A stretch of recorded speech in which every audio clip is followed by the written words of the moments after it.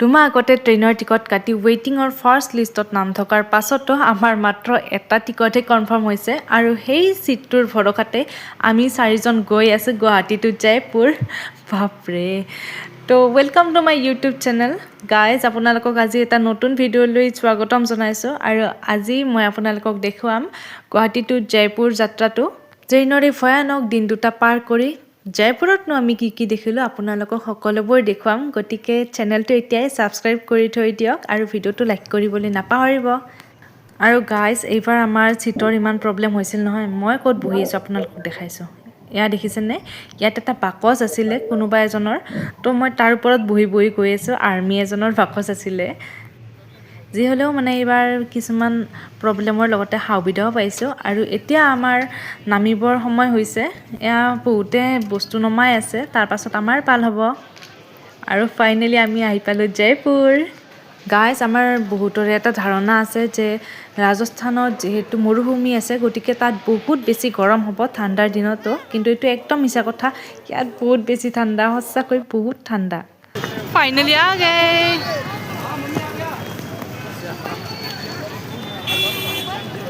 জয়পুৰ আহি গ'লোঁ ৰাইজ। এয়া বস্তা দাঙিব দিছোঁ, মই নিজেও দাঙি আছোঁ এটা টপলা।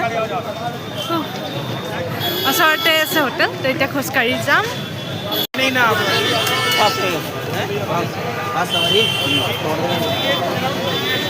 হাই হল্লা প্ৰভু।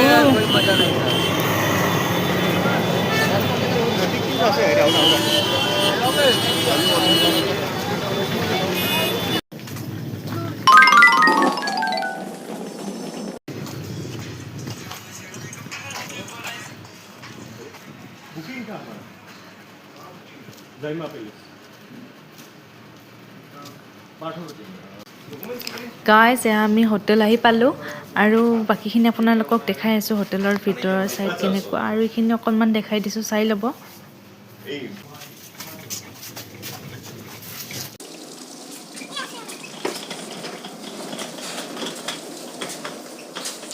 हमारा होटल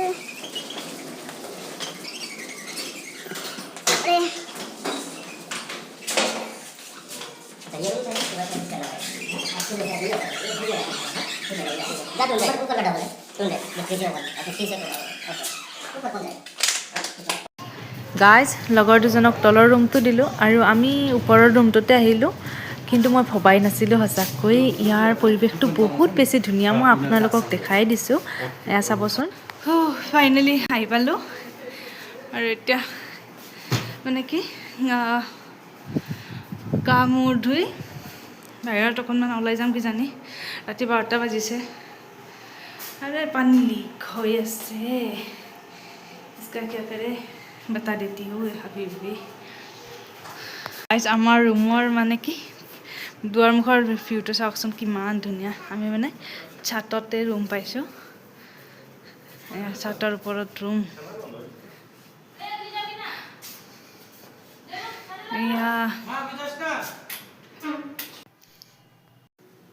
গুড মৰ্ণিং এভৰিৱান। আজি জয়পুৰত আমাৰ প্ৰথমটো দিন। এয়া ৰাতিপুৱা আহিছে। কালি ৰাতি আহি মানে 12টা বজাত আমাৰ মানে কি খাবলৈ যাব লগা কথা আছিল, কিন্তু পিছত নগ'লোঁ যিহেতু বহুত ভাগৰ লাগিছে। আৰু এতিয়া ৰাতিপুৱা উঠিছোঁ, আমি ফুৰিবলৈ ওলাই যাম। ক'ত ক'ত যাওঁ আপোনালোকক দেখাই থাকিম, তো ভিডিঅ'টো একেবাৰে শেষলৈকে চাই থাকিব।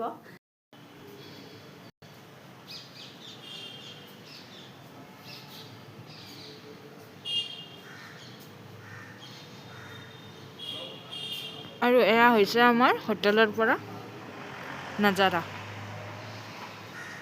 এতিয়াই ৰ'দ দিছে, 8:30 বাজি গৈছে। আমাৰ তাতেতো গমেই পায় অসমত কি। আৰু মই ব্ৰাছ কৰি আছোঁ।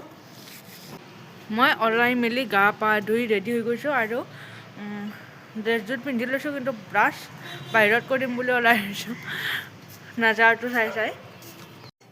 ইয়াত ইয়ালি চলি আছে। মাই গড, কিবা এটা ভাল লাগে আৰু। আকৌ ডাঙৰ কথা নহয়, কিন্তু ভাল লাগে। জুবিনদাৰ গান ক'ৰবাত শুনা পালে। ইয়াতো চলি আছে ইয়ালি। মই মানে কি কৰোঁ, হেপী। তো গাইজ আমি ওলাই মেলি ৰেডি হৈ গৈছোঁ এয়া নতুন ড্ৰেছ পিন্ধিছোঁ এইবাৰ আৰু ইয়াত ঠাণ্ডাও আছে ৰাজস্থানলৈও পূৰা কোট টোট পিন্ধি ওলাই আহিছোঁ আৰু ইয়াত হোটেলত এটা নতুন নিয়ম এয়া চাবি পাত দেখিছেনে এইখিনি আমি হোটেলত জমা দিহে ফুৰিব যাব পাৰিম আগতে এইটো নিয়ম পোৱা নাছিলোঁ জমাও দিব লগা নাছিল চাবিপাত যেতিয়া আমি চেক আউট কৰোঁ তেতিয়াহে চাবিপাত হোটেলত জমা দিওঁ কিন্তু এইবাৰ আমি ফুৰিবলৈ যে যাব ওলাইছোঁ চাবিপাত জমা দিব লাগিব দেখা যাওক আৰু কিবা মানে খোৱাৰ কাৰণে ব্ৰেড আনিছিলোঁ কিন্তু 4খনমান খাইছোঁ ইয়াত 3খনমান ব্ৰেড আছে কিনো হ'ব আৰু বেয়া হৈ গৈছে তো ৰাস্তাত কুকুৰক দি দিম আৰু গাইজ এতিয়া আমি গৈ আছোঁ মেট্ৰ' ষ্টেচন আৰু ৰেল ষ্টেচন একেলগেই থাকে আমি মেট্ৰ' ষ্টেচনত গৈ মেট্ৰ'ৰে যাম আমি হাৱা মেহেললৈ আৰু ফাৰ্ষ্ট আমি হাৱা মেহেলটো এক্সপ্ল'ৰ কৰিম আৰু আপোনালোককো দেখুৱাম তেনেহ'লে ব'লক প্ৰথমতে হাৱা মেহেললৈ যাওঁ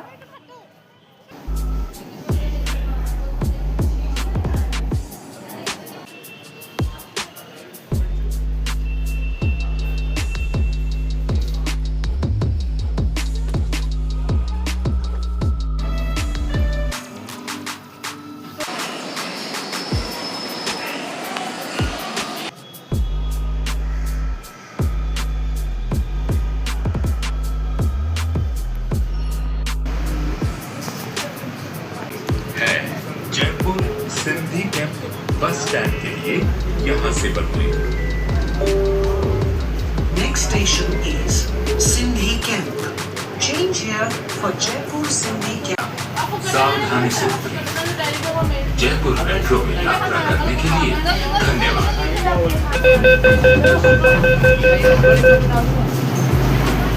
Attention please. Train is destination Mansarovar is going to leave right platform 2. Thank you for your cooperation. এয়া দেখিছেনে কোনটো ষ্টেচনত কি ঠাই মানে আছে ওচৰত সেইখিনি ইয়াত লিখি থোৱা আছে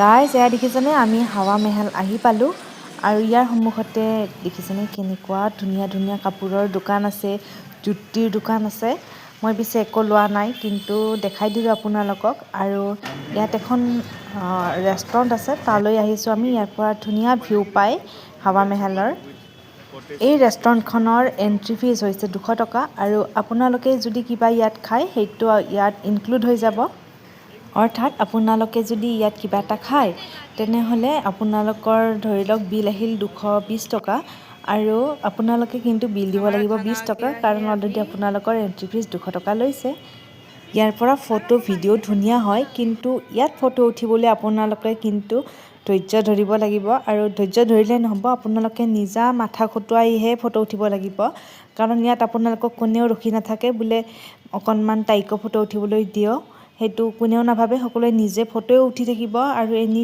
টাইম মানুহ তো আপোনালোকে নিজেই নিজৰ চিট দখল কৰিব লাগিব তাত আমিও তেনেকুৱাই কৰিছিলোঁ খানাটো কেনেকুৱা পাইছা ঠিকে আছে দাম ইচ্ছা নাই মানে কিমান টকা হ'ব লাগিছিল এইটোত মানে 30 নে 50 100 টকা